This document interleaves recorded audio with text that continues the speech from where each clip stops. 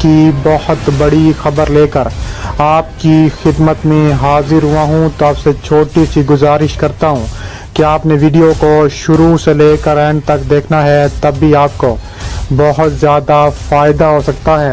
ناظرین گرامی، بہت بڑی بریکنگ نیوز سامنے آ رہی ہے کہ چین اور بھارت کی ایک بار پھر لداخ میں جنگ چھڑ گئی۔ چین نے بھارت کو آخری وارننگ جاری کرتے ہوئے چینی فوج کے ایٹمی ہتھیار لداخ روانہ ہو گئے۔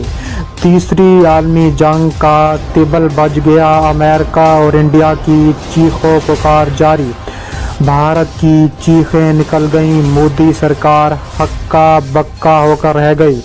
ویڈیو کی تفصیلات میں آگے بڑھنے سے پہلے اگر آپ چین سے محبت کرتے ہیں اور چین کے خطرناک ترین ہتھیاروں کو سپورٹ کرتے ہیں تو ہماری ویڈیو کو ایک لائک ضرور کریں، ہمارے چینل کو سبسکرائب کر کے بیل آئیکن پر ضرور کلک کر دیں۔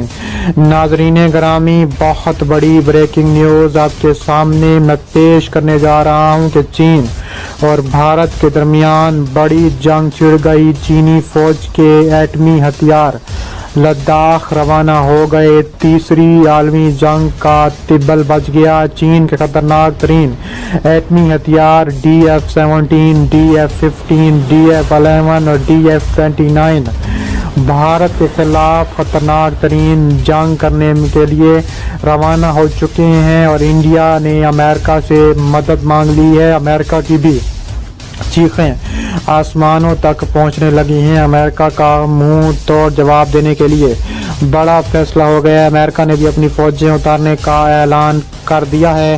تفصیلات کے مطابق دیکھا جائے تو چین اور بھارت کی جنگ میں شدت آ چکی ہے۔ انڈیا اور چین کی سرحد پر دونوں ممالک کے فوجیوں کے درمیان لداخ سیکٹر میں ایک بار پھر جھڑپ ہوئی ہے، اور اس نئی جھڑپ کی خبر ایک ایسے وقت میں آئی ہے جب دونوں فوج کی اعلیٰ اہلکار سرحد پر کشیدگی کم کرنے کے لیے مذاکرات کر رہے ہیں۔ انڈیا کی وزارت دفاع کی طرف سے پیر کو جاری کیے گئے ایک بیان میں کہا گیا ہے کہ چینی فوج نے فوجی اور سفارتی سطح پر طے پانے والے معاہدے کی خلاف ورزی کرتے ہوئے سرحد پر موجودہ پوزیشن کو تبدیل کرنے کی اشتعال انگیز کوشش کی۔ بیان میں کہا گیا ہے کہ انڈین فوج نے پینگونگ سو جھیل کے جنوبی کنارے پر چینی فوج کے اس منصوبے کو ناکام کر دیا ہے۔ فوج نے اپنی پوزیشن مستحکم کرنے کے لیے ضروری اقدامات کیے ہیں اور زمین پر یک طرفہ حقیقت بدلنے کے چینی عزائم کو ناکام کر دیا ہے۔ اس کے علاوہ انڈین وزارت دفاع کے بیان میں مزید کہا گیا ہے کہ انڈین فوج کی بات چیت کے ذریعے سرحد پر امن و سکون برقرار رکھنے کی پابند ہے، لیکن اس کے ساتھ ساتھ وہ اپنی علاقائی سالمیت کا دفاع کرنے کے لیے پابند ہے۔ دفاعی ماہرین کا خیال ہے کہ دونوں ممالک کے درمیان لائن آف ایکچوئل کنٹرول پر یہ ٹکراؤ بڑی نوعیت کا تھا۔ اس کے علاوہ وادی گلوان میں انڈین اور چینی فوجیوں کے درمیان ٹکراؤ میں انڈیا کے درجنوں فوجی جہنم واصل ہو گئے ہیں اور اس جھڑپ کے بارے میں اطلاعات دھیرے دھیرے سامنے آئی تھیں۔ اس کے علاوہ رواں کشیدگی میں یہ پہلا موقع ہے جب چینی فوج سے زیادہ جھڑپ کے بارے میں وزارت دفاع کی طرف سے بیان جاری کیا گیا ہے۔ حالانکہ یہ بات ابھی واضح نہیں ہے کہ جھڑپ سینچر کی حالت میں ہوئی، لیکن سوال اٹھائے جا رہے ہیں۔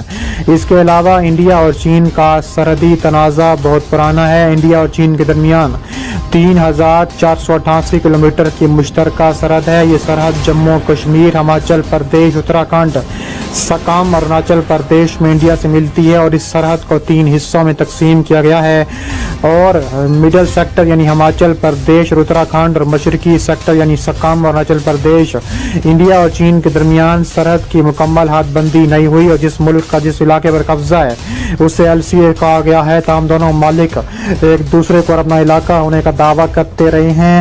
انڈیا مغربی سیکٹر میں اقصائی چین پر اپنا دعویٰ کرتا ہے، لیکن یہ خطہ اس وقت چین کے کنٹرول میں ہے۔ سن 1962 کی جنگ کے دوران چین نے اس پورے علاقے پر قبضہ کر لیا تھا۔ دوسری جانب چین مشرقی سیکٹر میں اروناچل پردیش پر اپنا دعویٰ کرتا ہے۔ چین کا کہنا ہے کہ یہ جنوبی تبت کا ایک حصہ ہے۔ چین تبت اور اروناچل پردیش کے مابین میک موہن لائن کو بھی قبول نہیں کرتا۔ مجموعی طور پر چین اروناچل پردیش میں میک موہن لائن کو قبول نہیں کرتا اور اس نے اکسائی چین سے متعلق انڈیا کے دعوے کو مسترد کیا ہوا ہے۔ اس کے علاوہ انڈیا، چین اور نئی دلی کے پاس چین کے خلاف کیا عسکری آپشنز موجود ہیں، اس کے بارے میں بات کرنے والے ہیں۔ اس کے علاوہ لداخ میں چینی فوجی تجاوزات کے نمٹنے کے لیے فوجی آپشن موجود ہے، لیکن اسے اس وقت ہی اختیار کیا جائے گا جب فوجی اور فوجی سطح پر مذاکرات ناکام ہو جائیں گے۔ اس کے علاوہ چین کی زمینی سرحد 22,000 کلومیٹر اور ساحلی سرحد 18,000 کلومیٹر طویل ہے۔ اس کے علاوہ جبوتی سمیت اس نے بیرونی ممالک میں اپنا بنیادی ڈھانچہ تیار کر رکھا ہے۔ چین صدر شی جن پنگ CMC کے چیئرمین ہے۔ CMC چین ہر فوجی اداروں کو کنٹرول کرتی ہے۔ ان میں Peoples liberation army PLA navy PLAN PLA air force اور PLA rocket force, PLA strategic support force, PLA joint logistic support force شامل ہیں۔ انڈیا میں جہاں ہر فوج کی اپنی کمان ہے، وہیں چینی فوج کے پاس جغرافیائی طور پر 5 مختلف تھیٹرز آف کمان ہیں۔ ان میں مشرقی TC، southern TC، western TC، northern TC، central TC شامل ہیں۔